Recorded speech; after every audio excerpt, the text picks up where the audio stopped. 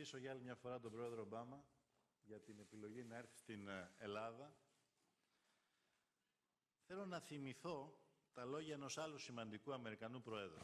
In our meeting, Alexis outlined next steps, including reforms to make Greece more attractive to investment and to prevent the kind of imbalances that led to the debt crisis in the first place.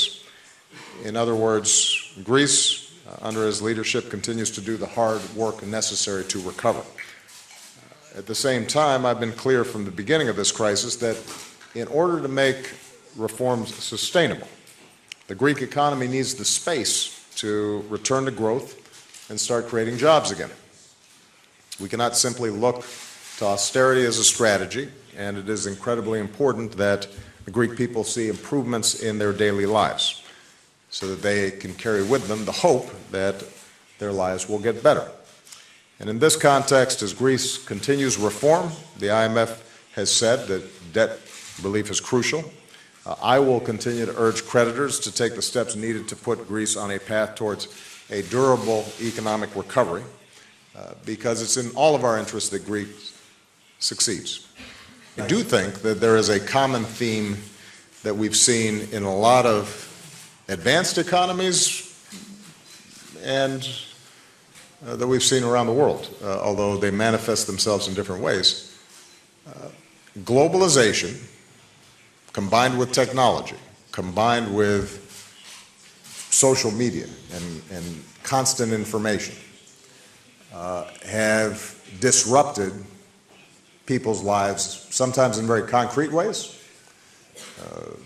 A manufacturing plant closes and suddenly an entire town no longer has what was the primary source of employment, but also psychologically.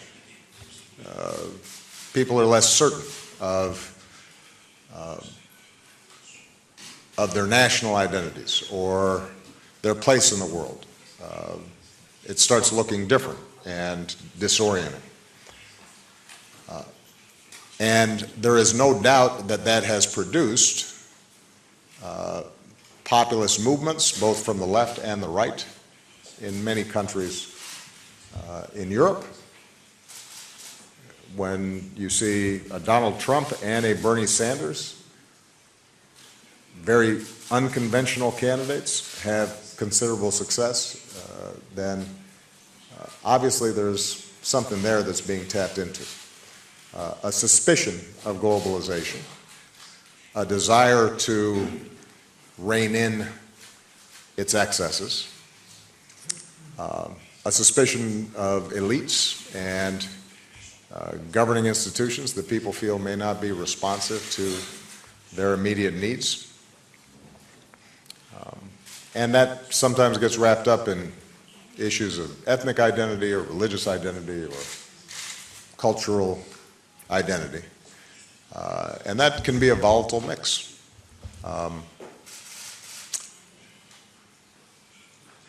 It's important to recognize, though, that those trends have always been there. And it's the job, I think, of leaders to try to address people's real, legitimate concerns and channel them in the most constructive ways possible.